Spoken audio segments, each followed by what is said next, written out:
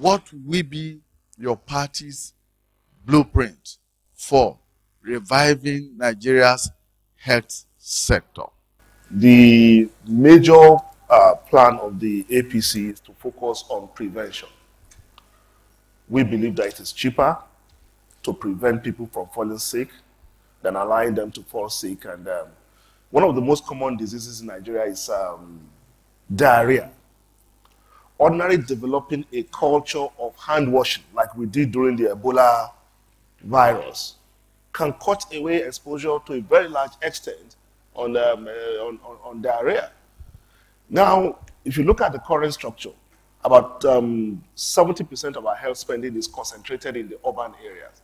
But the majority of the people who don't have access to healthcare services are in the rural areas, people who are poor, people who cannot pay. Now, the APC strategy is to ensure that the current very limited coverage of 3.5% in the health insurance is broadened to cover people in the informal sector, of course working with the state government. Our country was attacked by Ebola virus. And you notice we became the first country in the sub-region to actually bring that down, because the Ebola was a direct attack on the public health delivery system. That tells you that Nigeria's public health delivery system is robust. As I speak to you right now, our country is polio-free. For the past 6 months, no new cases of polio has occurred in Nigeria. And that is why we have achieved that status of being declared polio-free. We are doing quite a lot of things. Our intentions is the new investments in the health sector will not only provide jobs, but it also dissuade Nigerians from traveling abroad for whatever you call it.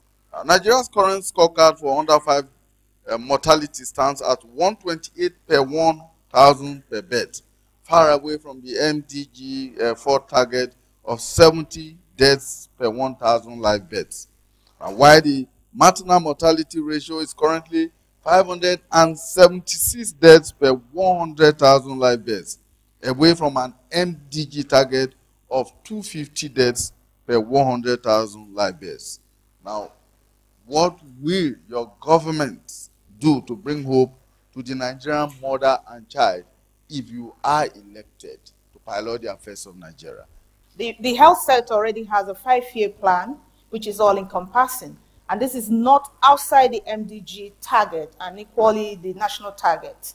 I am afraid I don't know where the statistics is coming from, but taking the statistics of 2008 and 2013, 545 over 1,000, now 350. That is what is on ground. These statistics are coming from the World Health Organization. That's the authority in that area. Okay, we're speaking about our national health here, and our own statistics. We should be able to trust on it.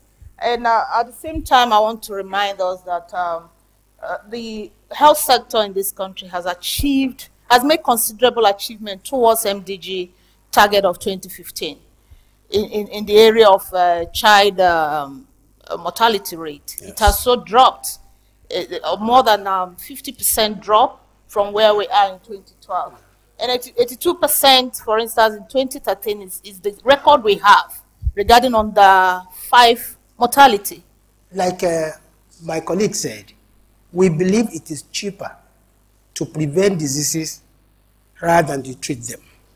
And we also recognize the fact that only 3% of our people are covered by any form of health insurance. So we are having a health program which is based primarily on making sure that nobody travels more than 5 kilometers before he or she can have free health services or drugs. We are going to build our healthcare system on providing more midwives, providing more community health workers. We're going back to the old days where we are going to have dispensaries and clinics, mobile clinics and mobile dispensaries. I would like to know what your parties are planning concerning teachers. Teachers' welfare seem to be very responsible for most of the issues we have today. I'm also worried about the fact that most teachers in most states, especially Kogi State, for example, are not paid minimum wage. How are we going to improve the quality of education with respect to teachers' welfare in your manifesto? I'd like to tell you that the PDP in government is taking cognizance of all this. There are programs in place, initiatives to improve on the quality of teachers, working with the NTI, that's the Nigerian Teachers Institution. They are working on the quality of teachers. As well, I also want to remind us that there are grants already in place. 3 billion naira to some selected universities, 1 billion to polytechnics and colleges of education. And components of these funds are also in terms of training and retraining of teachers to make sure that it's not only having access to quality education, having access to enrollment, but as well as having access to quality education. No nation can rise above the quality of its teachers. And you see, all these things that we keep counting numbers. Oh, we spend this amount of money, we build this number of classrooms, we bought this number of books, will amount to nothing unless we put the teacher at the center of our drive to improve the quality of education. How many times have we had it in this country that majority of the teachers we have in primary schools are not even better than many of their students? You see, this is a big problem. And it has to do with, one, what kind of people do you incentivize to go into teaching? How did people get into teaching? Look at the the curriculum for the colleges of education.